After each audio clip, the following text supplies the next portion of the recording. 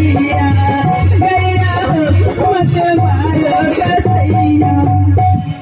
देवताओं के राजा इंद्र है, मैं उन्हीं के पास अपना सहायता लेने जाऊंगी। देवराज इंद्र तो मेरा सहायता अवश्य करेंगे।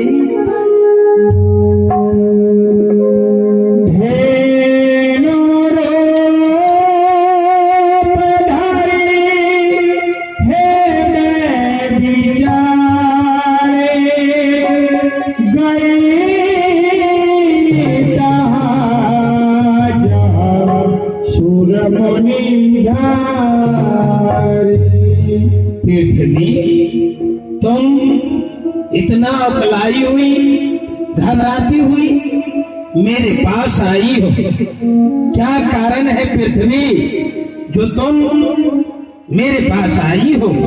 हे देवराज इंद्र, इस पृथ्वी पर जितने जीव जंतु नदी तालाब कंदराव है, मैं तो सबके भार को सहन कर सकती हूँ, लेकिन रावण के अत्याचार इस पृथ्वी पर इतना बढ़ चुका है, मैं उनके अत्याचार से रसातल गुजार रही हूँ।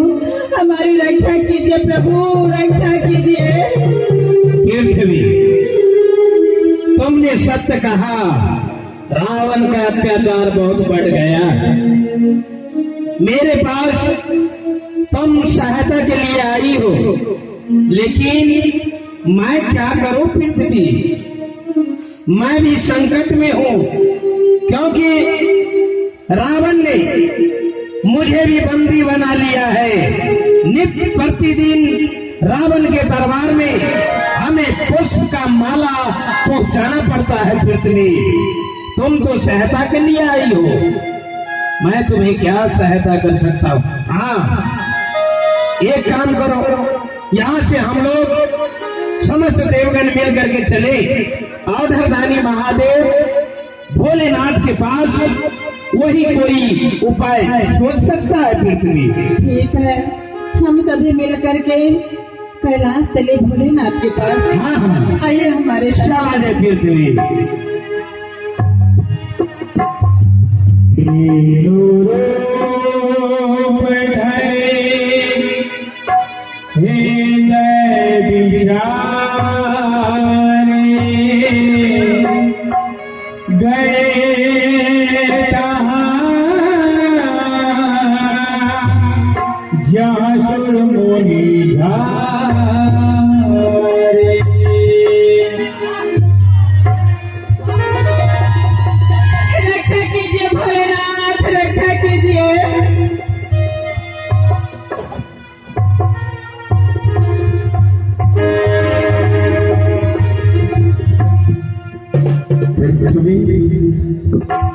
देवराज इंद्र तथा समस्त देवगण, आप सभी लोग त्राहिमाम त्राहिमाम की ध्वनि लगाते हुए कैलाश पर्वत पर आए।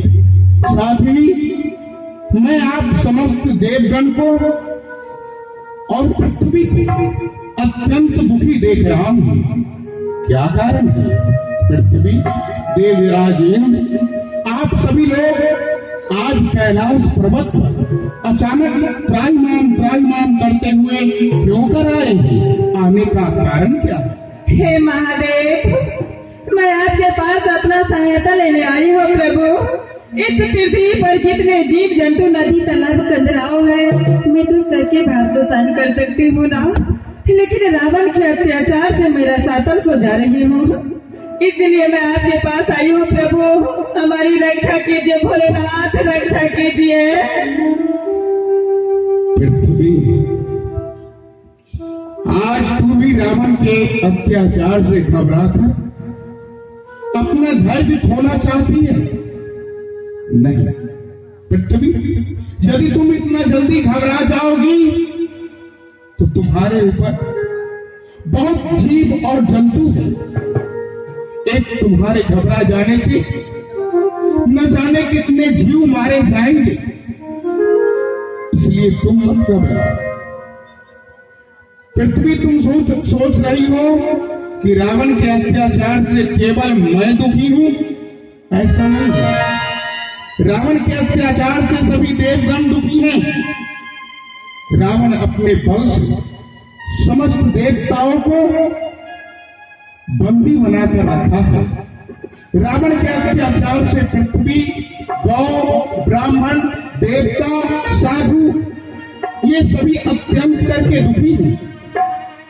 और आज आप सभी लोग रावण के अत्याचार से घबराकर कैलाश पर मुझसे अपनी रक्षा और सहायता के लिए आए हैं।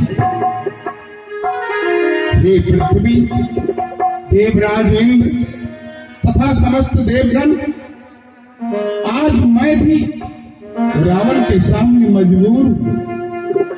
रावण के सामने मेरी कोई भी चलने वाली नहीं है, क्योंकि रावण मेरा भक्त है।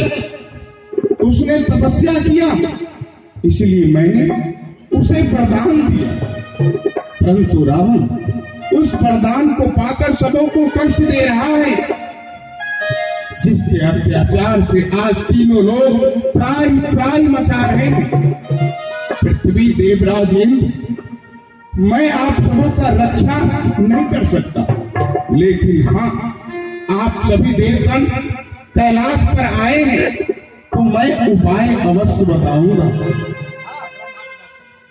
हम लोग कुछ पिता ब्रह्मा के पास चलते हैं।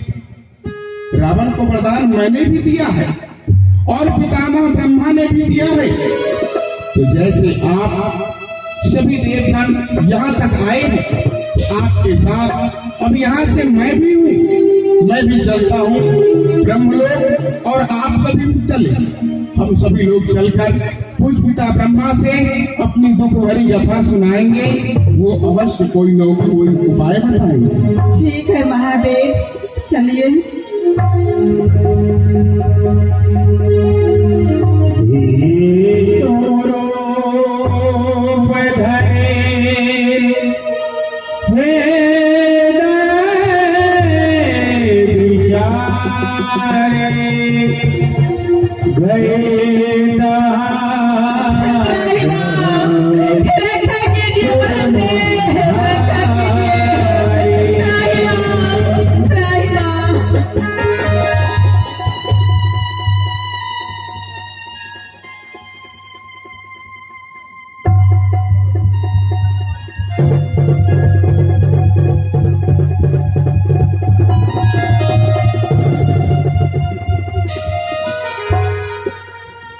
पृथ्वी, इस तरह तुम्हारी दीनहीन दशा क्यों? इस प्रकार अकुलाई हुई वो रूप धारण करके समस्त देवताओं के सहित मेरे लोक में आने का कारण क्या है? कहो वसुंधरे, हे पृथ्वी, बताओ क्या कष्ट है? क्यों वो रूप धारण करके इस प्रकार अकुला रही है? हे परमदेव, इस पृथ्वी पर जितने जीव जंतु, नदी, तालाब, कंदराव है, मैं तो सबकी बाहर को सहन कर सकती हूँ ना, लेकिन रावण के अत्याचार इस पृथ्वी पर इतना बढ़ चुका है, मैं उनके अत्याचार से रसातल को जा रही हूँ। हमारी रक्षा कीजिए ब्रह्मदेव, नहीं तो मैं रसातल को चली जाऊंगी। हे पृथ्वी, तुम्हारा दुख निश्चय ही दयनीय है, परंतु क्या करूं, मैं भी तो युवक हूं। रावण के अत्याचार और उनके अन्याय का दमन नहीं कर सकता। यदि मैं पहले जानता कि वरदान देने के बाद रावण धरती पर ऐसे अनाचार फैलाएगा, तो कदाचित मैं उन्हें वरदान न देता। पर क्या करूं, मैं भी तो विधान के बंधन में बंधा हूं। कर्म के विधान के अनुसार हर किसी को फल प्राप्त होता ही है, और रावण ने अनेकों बार अखंड तपस्या कर मुझसे वरदान प्राप्त किया। अपने ही वरदान के कारण मैं ऐसे बंधा कि रावण के द्वार पर जाकर नित्य प्रति वेद पाठ करना पड़ता है मुझे। मैं चाहकर भी रावण के अन्याय का अंत नहीं कर सकता, रावण का अंत नहीं कर सकता। मैं क्या, कोई भी देवता रावण का अंत नहीं कर सकते, और जब तक रावण का अंत नहीं होता तब तक तुम्हारे दुखों का अंत नहीं होगा। चली जाऊंगी? नहीं वसुंधरे, यदि तुम रसातल चली जाओगी तो सारी सृष्टि का विनाश हो जाएगा, तुम्हारे ऊपर रहने वाले भक्तों का विनाश हो जाएगा, और यदि भक्त ही न रहे तो भगवान की क्या अवस्था रह जाएगी। समस्त देवगण यहाँ उपस्थित हैं, तुम्हारे दुख का निवारण होगा। पाप की आयु लंबी नहीं होती, पाप शक्तिशाली अवश्य होता है, परंतु उनका अंत शीघ्र होता है।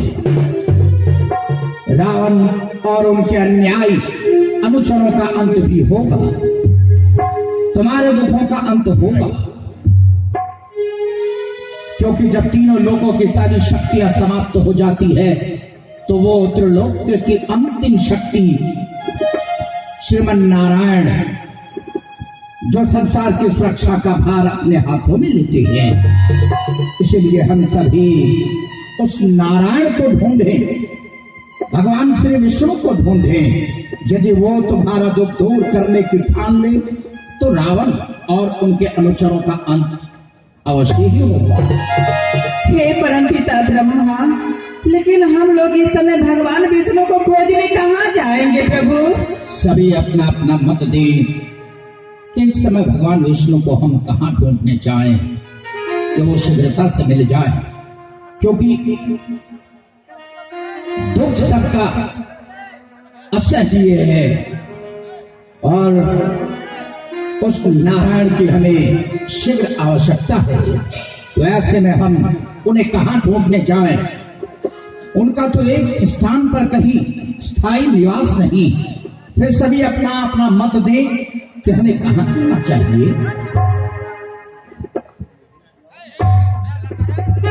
ब्रह्मदेव, मेरे अनुमान से इस समय भगवान विष्णु क्षीर सागर में होंगे।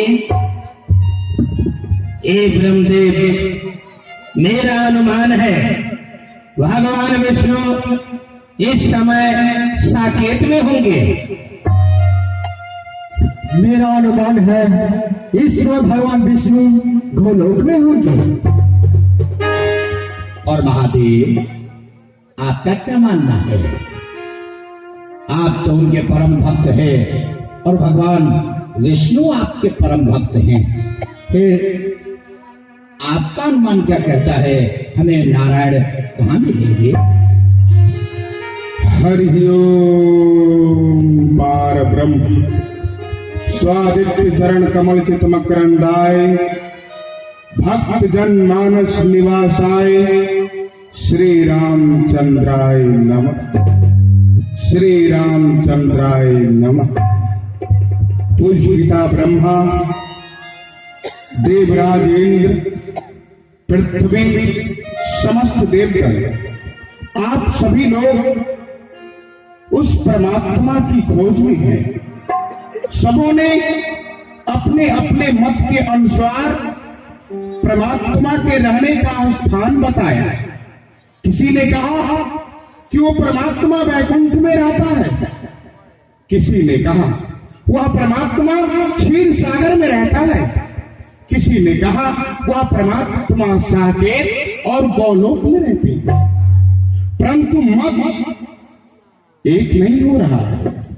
पूज्य पिता ब्रह्मा जी, आपने मुझसे पूछा है, मेरा विचार जानना चाहा है, तो मैं अपने विचार से आपको यही बताना चाहूंगा कि वो परमात्मा सर्वत्र है।